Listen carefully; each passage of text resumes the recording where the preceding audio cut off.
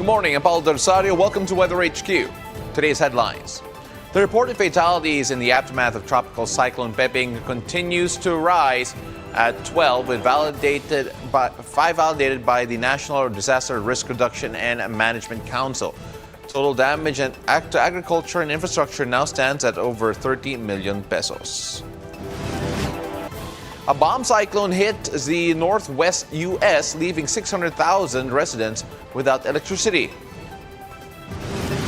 And later on in the show, we'll talk about the Danjugan Island as a top ecotourism destination in Negros Occidental.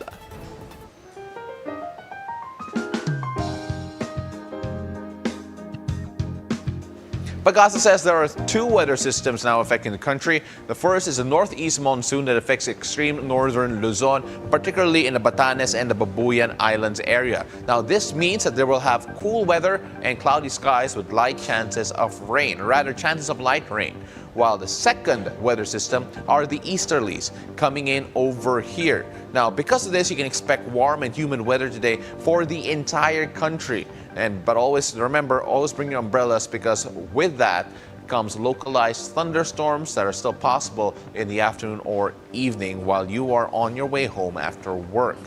Now, there are no gale warnings up as for our sea conditions, but due to the northeast monsoon in extreme northern Luzon, the coastal waters of Batanes and Babuyan Islands will have a moderate to rough seas, as you can see over here. 1.5 to 3.7 meters is what we have. Waves of up to 3.4 meters are possible in these coastal waters in particular. So mariners of small sea craft, including all motor bangkas of any tonnage, are advised to take precautionary measures when venturing out to sea. If possible, avoid navigating in these conditions. As you can see, all of the sea conditions here all throughout the country, with slight to moderate all the way in Visayas and Mindanao, and only moderate to rough happening here in the northern and the western part of Luzon. Now, let's take a look at the weather conditions in Luzon, Visayas, and Mindanao. Starting off first in Luzon. Now, the whole region will continue to experience warm and humid weather this morning until early afternoon. But just like the weather yesterday, expect partly cloudy skies to cloudy skies with isolated rain showers and thunderstorms in the late afternoon or evening. Now, the highest temperature here is unfortunately for a lot of people, Metro Manila. 34 degrees Celsius is going to be the high, while the low will still be in, no surprise, Baguio City. Baguio, 25 degrees, the high, which is just a degree higher than the lowest of Metro Manila. Of course, you take a look at the rest of the region, around 32 degrees Celsius into Tuguegarao, Legazpi, and Puerto Princesa over here. Tagaytay, the lowest temperature there will be around 23 degrees, but it may reach up to 31 degrees, especially at noontime, as you can see right over there. So even there in Tagaytay, a bit hot and humid as well. Let's go down to the Visayas. The western portion of Visayas, particularly Iloilo, will experience light to moderate rains this morning, but this will not last, because from noontime until the rest of the day, warm and humid weather is expected. Let's take a look at that here. Temperatures may reach up to 32 degrees in Iloilo, Metro Cebu, and Tacloban will be a bit hotter. In Metro Cebu and Tacloban, fair weather conditions with low chances of rain expected all throughout the day. Now, the temperature in Cebu will reach up to 32 degrees Celsius, while 33 degrees here in Tacloban. So watch out for the weather conditions in this particular area, but relatively the same for majority of the Visayas. In Mindanao, expect morning rain showers in Zamboanga del Sur and Basilan, while in Cagayan de Oro and Metro Davao, partly cloudy to cloudy skies with low chances of rain are expected for the entire day. Highest temperature in Mindanao will be in Zamboanga. Take a look at that, 34 degrees Celsius here in Zamboanga. While in Cagayan de Oro and Metro Davao, 32 degrees are the highest possible temperatures, with Cagayan de Oro just shading that over at 33 degrees. Now let's take a look at the weather tomorrow and this coming weekend. This is the 3-day weather forecast coming from Pag-asa. Those who want to feel some cool weather, drive up north to Baguio City. Lowest temperature there, as it typically is in the region, a bit low. Lowest temperature there in the next 3 days, 15 degrees Celsius. That will be on Sunday, and you'll feel that a bit on Saturday as well. Highest temperature will be around 25 degrees Celsius, and that will be on Friday. That will be tomorrow. Now, you compare that 25 degrees Celsius, still very low compared to the 34 degrees in Metro Manila, and is actually just 1 degree higher than the lowest temperature you're going to experience here in Metro Manila. Baguio is perfect for enjoying cooler weather, whether you're exploring its parks, scenic views, or cultural attractions, or whether you go in Baguio just to enjoy the perfect weather. I won't blame you. Moving on to Iloilo, we go to the City of Love. Now, generally fair weather conditions are expected to prevail over the next 3 days. For beach lovers, perfect time to visit the Kulasi Beach and have a quiet time and unwind. Just don't forget your sunblock, protect yourself from the heat because temperatures may raise up to 32 degrees Celsius. That's the same weather conditions all the way up until Sunday. Friday, Saturday, and Sunday, experiencing 32 degrees Celsius is the high in that particular part of the Philippines.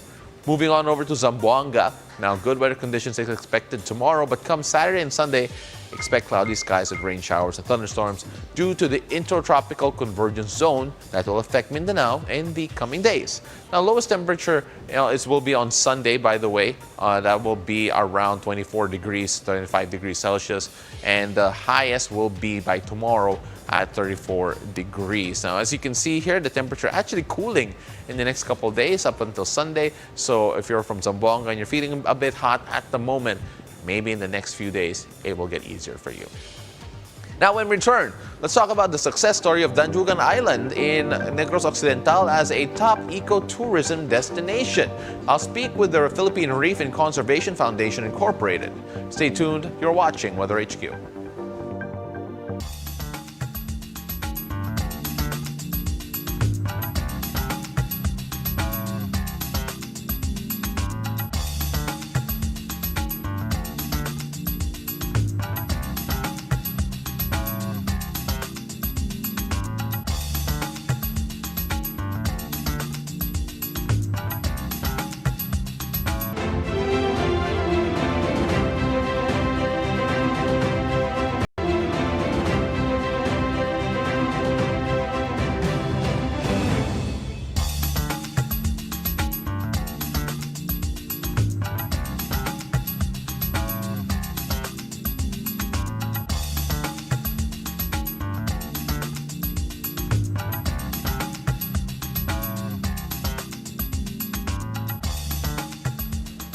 Welcome back. You're still watching WeatherHQ. I'm Paolo del Rosario.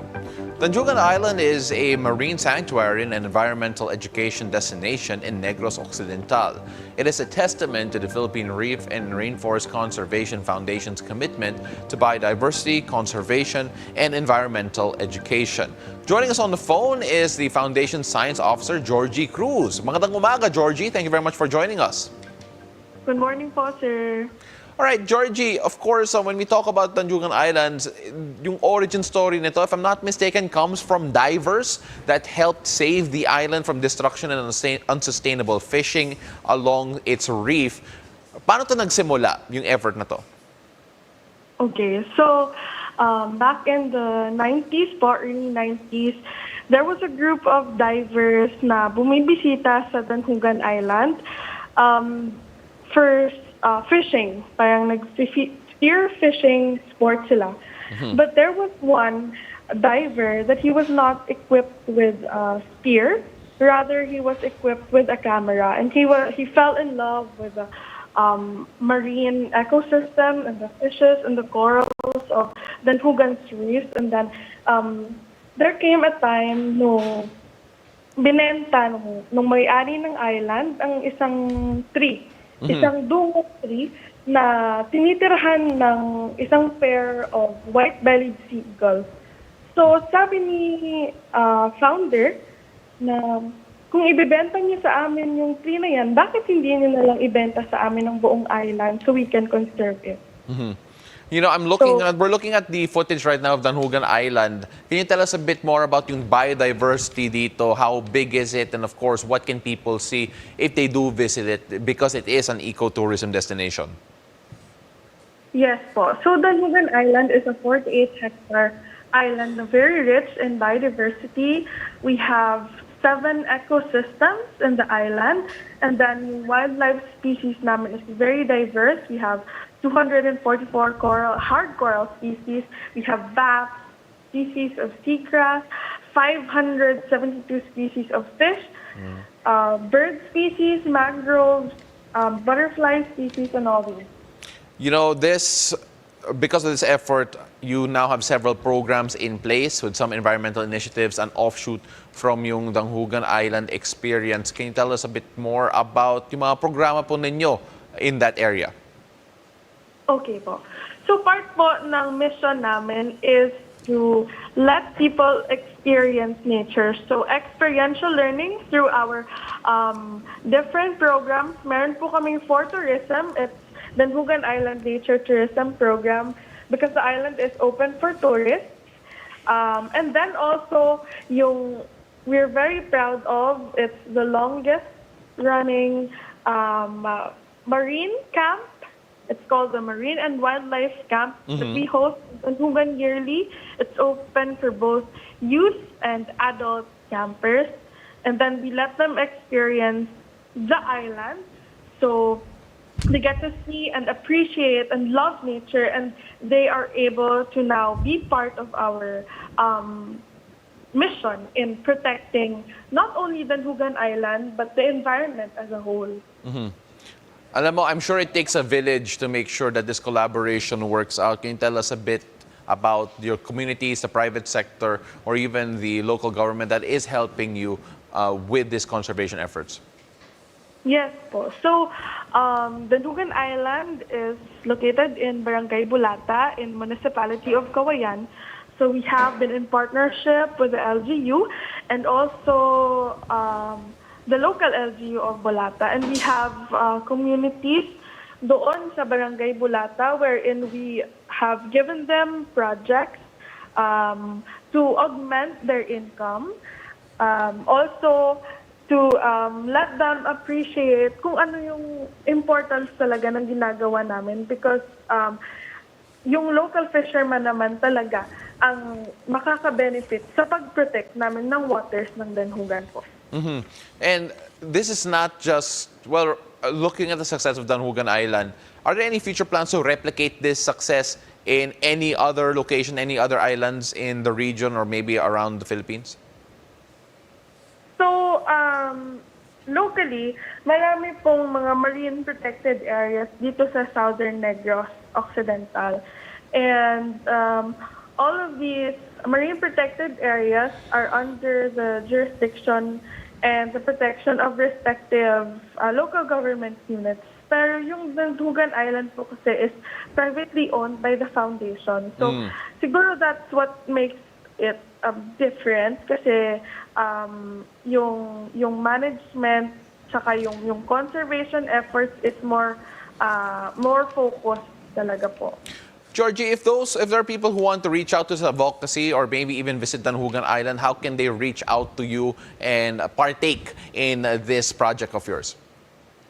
Yes po. So we have PRRCFI na website online. They can find us there. They can also book their visits through the website.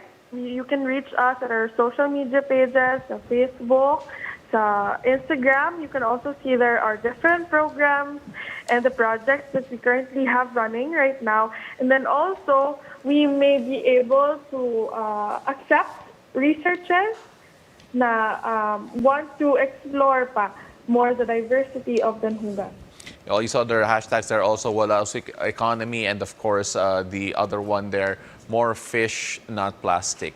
Thank you very much for all of your efforts.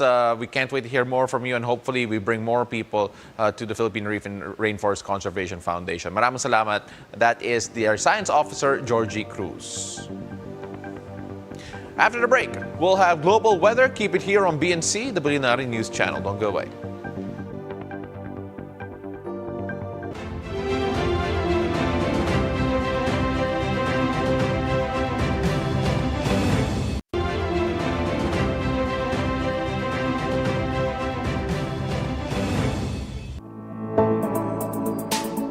Welcome back to WeatherHQ. Let's take a look at the global weather.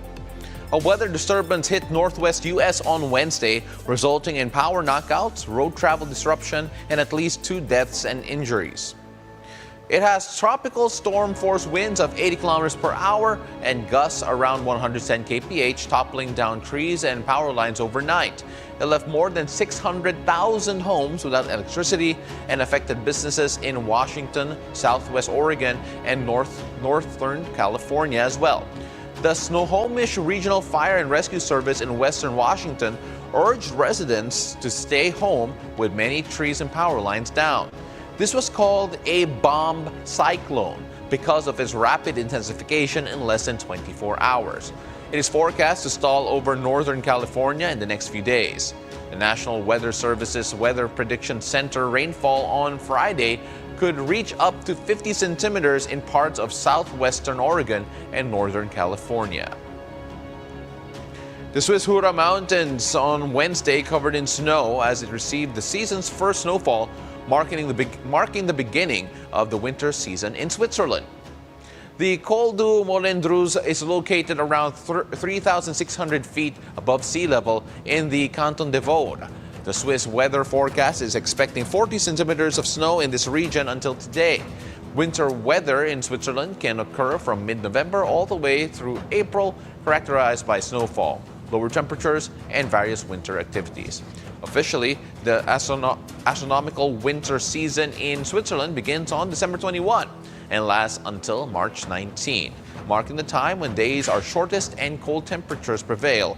In contrast, based on a calendar year and weather patterns, the meteorological winter season is defined as running from December 1 to February 28. In Germany, winter usually starts in December, but this year, the snow came early in southern Germany as villages in the Allgäu covered in deep white fresh snow on Wednesday.